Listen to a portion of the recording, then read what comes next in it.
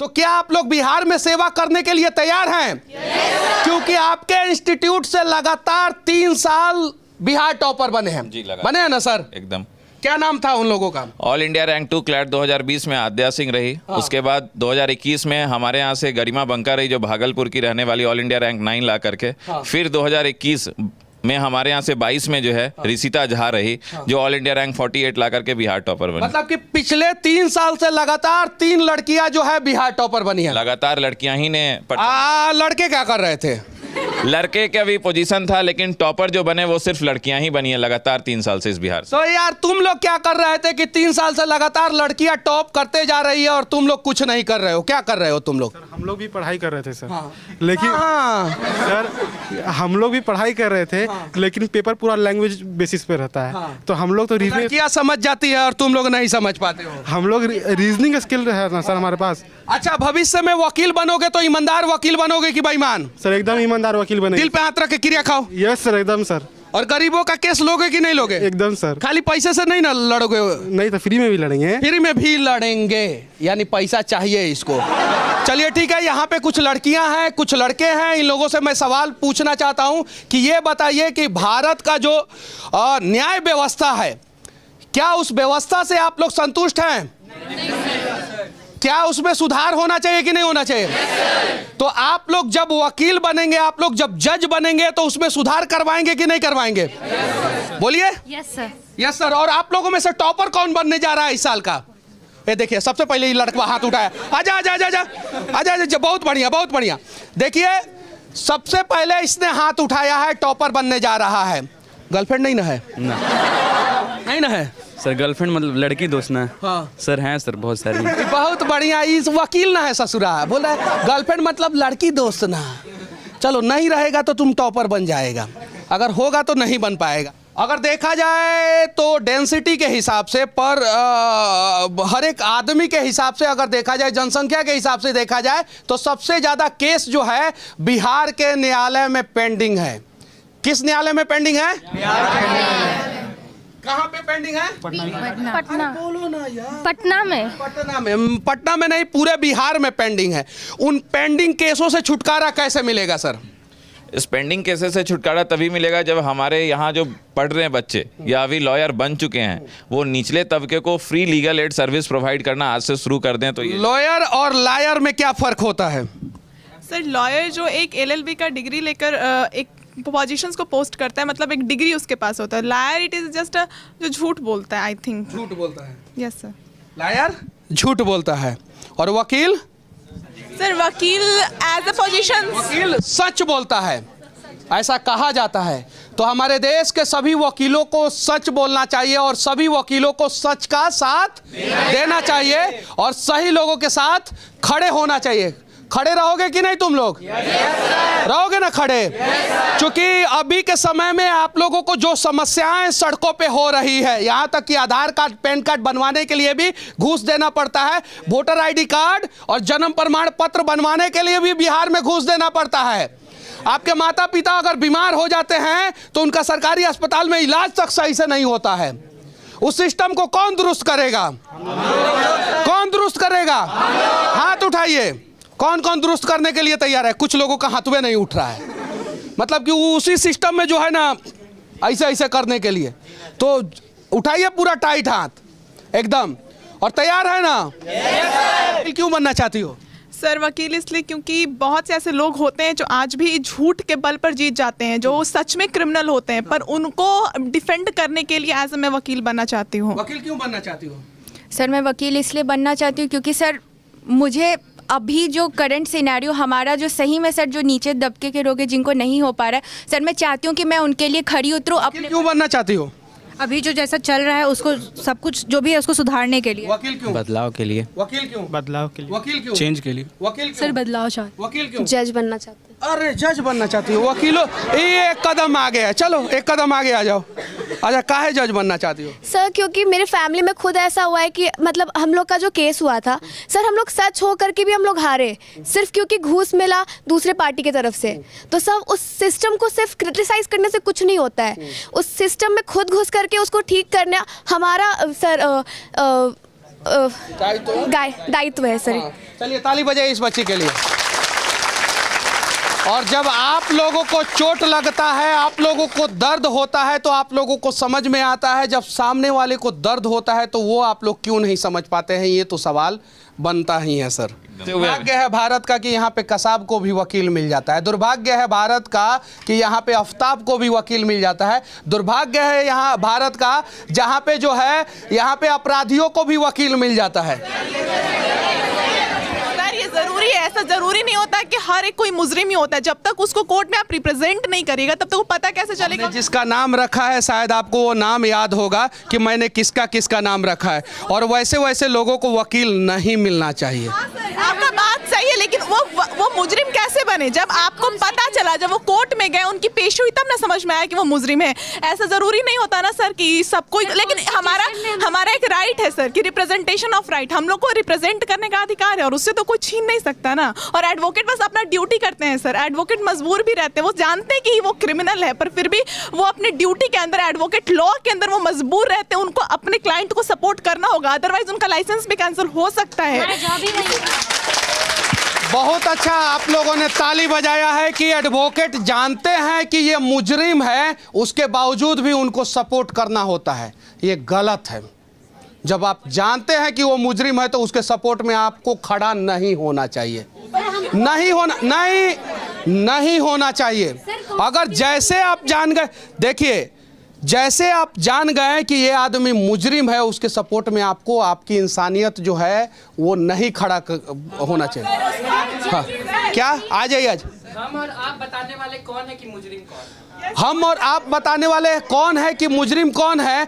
जब कसाब ने हमारे CST स्टेशन पे जो है गोलीबारी किया था, उसका सारा सबूत था हमारे पास, तो हम तो बताने वाले हैं कि मुजरिम कौन है। एक चीज ऐड करूं, बच्चे क्योंकि यहाँ पे लॉ का थ्योरी पढ़े हैं, तो जो लॉ का थ्योरी है वो कहता है हर आदमी को राइट टू डिफेंड। मैं आपसे एक सवाल पूछता हूँ, एक डॉक्टर के पास आता है अजमल कसाब ही गोली लगे हुए हालत में, डॉक्टर उसको इलाज करेगा नहीं करेगा? हर आदमी को जैसे जैसे आप लोगों ने मुझसे लड़ा, सुने एक मिनट, मैं जवाब दे रहा हूं आप लोगों से, मैं आप लोगों को जवाब दे रहा हूं। जैसे आप लोगों ने लड़ा कि अजमल कसाब को भी वकील मिलना चाहिए, मिलना चाहिए कि नहीं मिलना चाहिए? मिलना चाहिए ना। तो इस देश का वो गरीब आदमी को भी वकील मिलना चाहिए जो 14 साल से जेल में बंद रहता है और उसके पास पैसा नहीं रहता, उसके लिए कोई वकील खड़ा नहीं होता है। उसको मिलना चाहिए कि नहीं मिलना चाहिए? उसको मिलना चाहिए। और एक आंकड़ा बताता है कि सबसे ज्यादा बिहार में लोग जो है जेल के अंदर बंद हैं, जिन्हें बेलर भी नहीं मिल रहा है, जिनके लिए लड़ने के लिए वकील भी नहीं मिल रहा है। ये आंकड़ा है। तो उनके लिए कौन खड़ा होगा ये बता दीजिए। कसाब के लिए तो खड़े होने के लिए हमारे संविधान ने हमें राइट दिया है, तो उन गरीब लोगों के लिए खड़ा कौन होगा और उनके लिए राइट कौन देगा? सर पीपी गवर्नमेंट नहीं खड़े होते हैं। सच्चाई देखिए, नहीं आप लोग जो है किताब, आप लोगों का किताबी बात है, जो आप लोग कह रहे हैं वो सही है, मैं आप लोगों के साथ हूं, मैं आप लोगों को कहीं गलत नहीं कह रहा हूं। लेकिन सच्चाई ये है कि हमारे बिहार में भी, हमारे देश में भी बहुत सारे ऐसे निर्दोष लोग सलाखों के पीछे बंद हैं, जिनके लिए कोई नहीं खड़ा होता है। 18 तारीख को इन लोगों का एग्जाम है, इन लोगों को क्या कहना चाहते हैं आप? मेरे बच्चों को सबसे पहले मेरे तरफ से और लॉपरे परिवार की तरफ से शुभकामनाएं हैं। और मैं हमेशा इनके साथ जब भी सेशन में, मोटिवेशनल सेशन में आता हूं, अभी रविवार को इलेट का एग्ज़ाम देकर ये लोग लौटे हैं, तो मैं बोलता हूँ जब मिलिट्री को सायरन आ जाती है कि कारगिल या किसी वार में जब निकलना होता है, तो वो सोचते नहीं है कि आगे क्या करना है। जब एग्ज़ाम की घड़ी आ चुकी है तो डरना किस बात का, अब निकल चुके हैं तो निकल पड़े। तो अगर आपके पास 100 केस आ रहा है, कितना 100, उसमें से 10 केस फ्री में लड़ना है यार आप लोग। 90 केस से आप लोगों को जितना पैसा चाहिए उतना पैसा ले लेना, 10 केस आप लोगों को फ्री में लड़ना है। लड़ने के लिए तैयार हैं? क्योंकि इस देश के बहुत बड़े बड़े वकील जो हैं, उनका फीस जो है इतना हाई रहता है कि गरीब जो है उनके दरवाजों तक पहुंच नहीं पाता है। तो आप लोग दरवाज़ा कम से कम गरीबों के लिए खुला रखना। खुला रखेंगे कि नहीं रखेंगे? और मेरा सवाल सही था कि नहीं था? जैसे आप लोगों ने बोला कि कसाब के लिए को भी वकील मिलना चाहिए, क्योंकि अगर उसको गोली लगी है तो डॉक्टर जो है उसका इलाज करेगा। सही है कि नहीं है? तो हमारे PMCH में डॉक्टर गरीबों का इलाज काहे नहीं करते हैं? क्यों? मर जाते हैं, स्ट्रेचर नहीं मिलता है। सच्चाई ये है, जमीनी हकीकत ये है, जमीनी हकीकत ये है। तो उनकी रिस्पॉन्सिबिलिटी बनती है कि जितना इलाज बढ़िया तरीके से वो नेताजी का एम्स में करते हैं, उतना ही बढ़िया से इलाज जो है पीएमसीएच में करें, और उतना ही बढ़िया से इलाज जो है किसी रेफरल अस्पताल में भी करें। वही रिस्पॉन्सिबिलिटी आप लोगों की भी बनती है कि आप लोग अगर किसी बड़े आदमी के साथ खड़े हो जाते हैं, उतना ही ईमानदारी पूर्वक किसी गरीब आदमी के साथ भी खड़े हो जो पैसा देने में असक्षम हो। सही बोल रहा हूं कि नहीं? चलिए अब सर के पास आएंगे, चूंकि सर पढ़ाते हैं आप लोगों को। अच्छा, इन बच्चों के अंदर जो है आपने क्या खासियत देखा है? इन सभी बच्चों में से एक कॉमन खासियत मैं आपसे पूछना चाहता हूं। देखिए, इन बच्चों के अंदर जो खासियत सबसे बड़ी चीज़ है कि हमें करना है। वो कैसे करना है, जान लगा देना है, जिस भी ताकत से करना है, लेकिन हमें क्लैट एग्ज़ाम को क्रैक करके अपने ड्रीम नेशनल लॉ यूनिवर्सिटी में पहुंचना है। इन सभी बच्चों में ये खासियत दिखा, और इसी के कारण आज मैं पिछले 3 वर्षों से जो बिहार टॉपर दिया हूँ, ये इन बच्चों के ही बदौलत। कितने साल पहले आपने शुरुआत किया इसका? हमने 2019 में इसकी शुरुआत की थी, और पहला बैच जो है 2020 में निकला था, जिसमें आद्या सिंह बिहार टॉपर होकर ऑल इंडिया रैंक 2 लेकर आई थी। और दूसरा बैच 2021 में, तीसरा 2022। मतलब कि लगातार हर एक बैच में जो है टॉपर लगातार अभी अच्छा, उन टॉपर के अंदर क्या खासियत होता था? देखिए, एक जो उनके अंदर था, डेडिकेशन लेवल बहुत हाई रहता था। सबसे इंपॉर्टेंट चीज़ जो मैं अपने बच्चों को ही बोलता हूँ, डेडिकेटेड रहना है। ये नहीं कि बीच में आए, थोड़ा नर्वस हो गए और हम एग्जाम से भटक गए। सबसे इंपॉर्टेंट है, अगर दिक्कत भी हो तो आप अपने फैकल्टी से आए, एक एक क्वेश्चन का डाउट पूछें और उस चीज़ को सही करके अपना डेडिकेशन लेवल उसी तरीके से बरकरार। अच्छा, आप लोगों से एक नाम मैं पूछना चाहूँगा, सिर्फ सभी लोग हैं यहाँ पे, पीछे भी आप लोगों के फैकल्टी है, सबसे बढ़िया कौन पढ़ाता है? कौन? और ये सर नहीं पढ़ाते हैं क्या? हमारे सारे ही फैकल्टी बहुत अच्छे हैं। हम चूज नहीं कर सकते हैं, हम लोग चूज नहीं कर सकते हैं। सारे फैकल्टीज अच्छे हैं। ये देखिए, 90% लोगों ने जो है कुमार सर को बोला, और देखिए एक लड़की जो है ना, आ जाओ आ जाओ आ जाओ आ जाओ आ जाओ, राहुल द्रविड़ भी क्रिकेट टीम में था ना, डिफेंसिव शॉट के लिए था कि नहीं था? तो बोल रहे कि नहीं नहीं, हमारे सारे फैकल्टी जो है, नहीं बोले कि कुमार सर अच्छे नहीं है, कुमार सर भी बेस्ट है, बट बाकी भी बेस्ट है, बाकी भी बेस्ट है। चलिए ठीक है, एक बार कुमार सर के लिए आप लोग ताली बजाइए। चलिए अब कुमार सर के पास आते हैं। आ जाइए सर, हैंडसम हंक हैं। देखिए,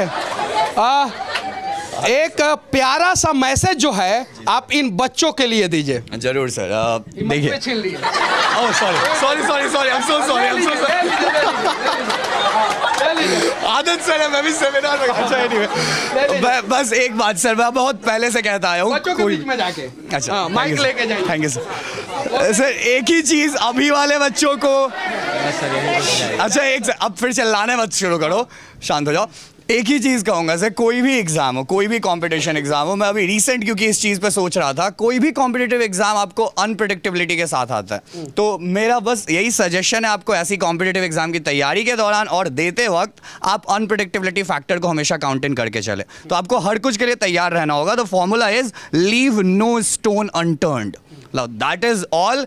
यही है सर, बस। बहुत बहुत sweet simple. Thank you sir, thank you sir. बहुत बहुत धन्यवाद सर कि आपने इतना प्यारा मैसेज जो है बच्चों को दिया।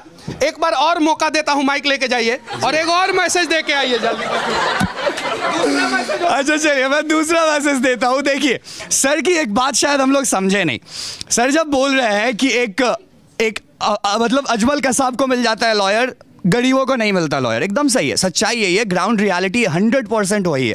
और हम लोग सोच रहे हैं सर हम क्या करें उसका, लेकिन थ्योरी तो यही कहता है ना, तो हम तो थ्योरी पढ़ रहे हैं, हमें थ्योरी से मतलब है। थ्योरी कहता है हर आदमी को एक डिफेंडर चाहिए।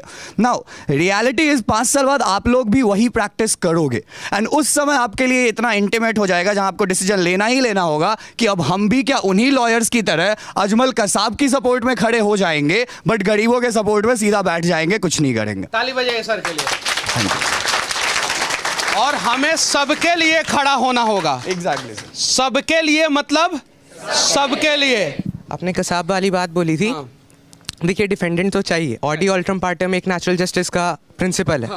बट बात यह है कि नहीं, हंसना नहीं है, बातों को सुनना है और समझना है, और वकील का काम ही होता है एक दूसरे से लड़ना।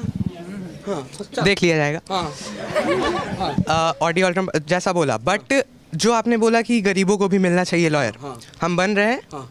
उसके बाद देखिएगा जस्टिस और रिफॉर्मेशन लाना, उसके लिए लॉ पढ़ा जा रहा है। बात है अभी क्या हो रहा है, अभी के ग्राउंड रियलिटी के लिए हम लोग तैयारी कर रहे हैं, आगे चल के होगा क्या, और इंशाल्लाह आगे चल के हम लोग रिफॉर्मेशन लाएंगे। चलो ठीक है, आगे चल के जो है ये रिफॉर्मेशन लाएगा, उम्मीद है, और आप लोग भी रिफॉर्मेशन लाने के लिए तैयार रहें। सही है कि नहीं है? अगर हम लोग रेवोल्यूशन नहीं ला सकते हैं तो हम लोग तो रिफॉर्म कर ही सकते हैं। अगर क्रांति हम लोग नहीं ला सकते हैं तो जो सिस्टम खराब है उसे सुधरवाने का प्रयास तो जरूर कर सकते हैं। सर ये बताइए कि इन बच्चों को पढ़ाते समय आप लोग जो है किन किन चीज़ों का ध्यान रखते हैं?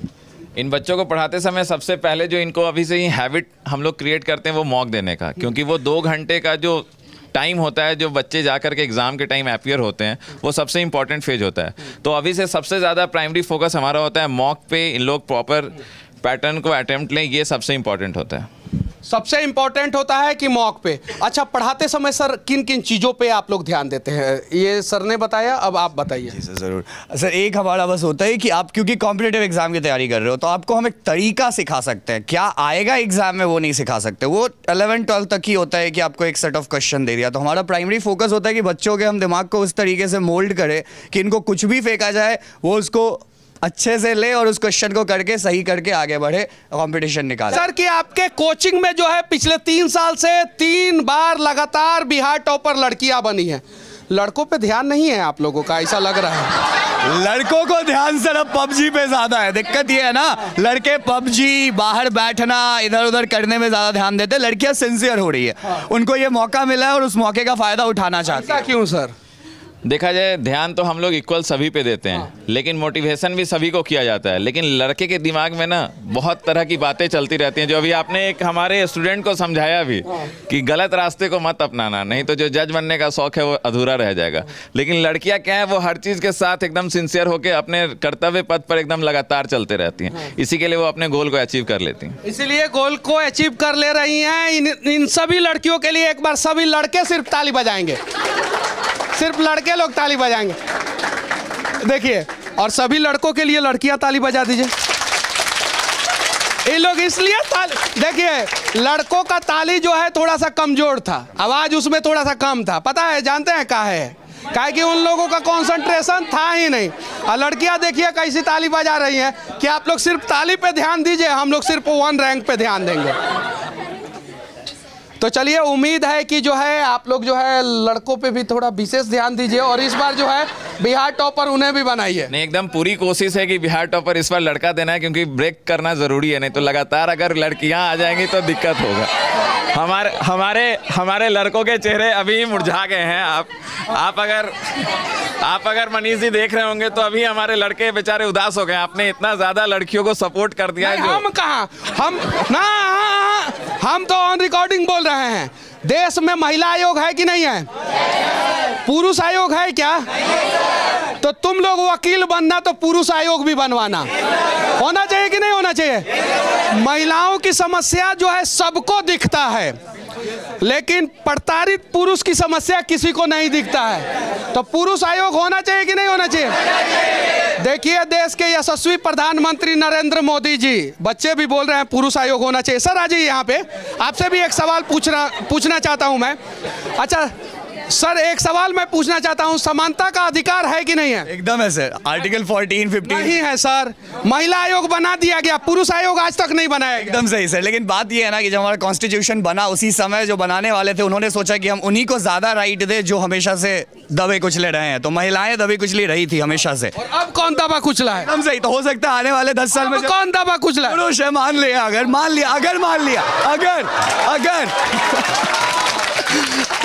तो अगले 10 साल में हो सकता है पुरुष आयोग भी हो सर। एक टाइम पे ट्रांससेक्सुअल के लिए कुछ नहीं था, लॉ नहीं था, प्रोटेक्शन नहीं था, आज सारा कुछ है। तो हो सकता है आने वाले टाइम में पुरुषों के लिए भी हो। हम लोग होपफुल रह सकते हैं। तो इसके बारे में आप लोग पढ़ाते उड़ाते हैं कि नहीं? एकदम सर, हम लोग यही पढ़ाते हैं, यही हमारा। सर कभी पढ़ाए हैं क्या कि पुरुष आयोग बनना चाहिए?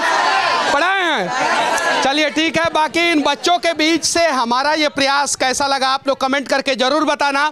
और इस बार लड़कियां टॉपर होने वाली हैं या लड़के, इस पे भी आप लोग अपना राय जरूर रखना। जय हिंद।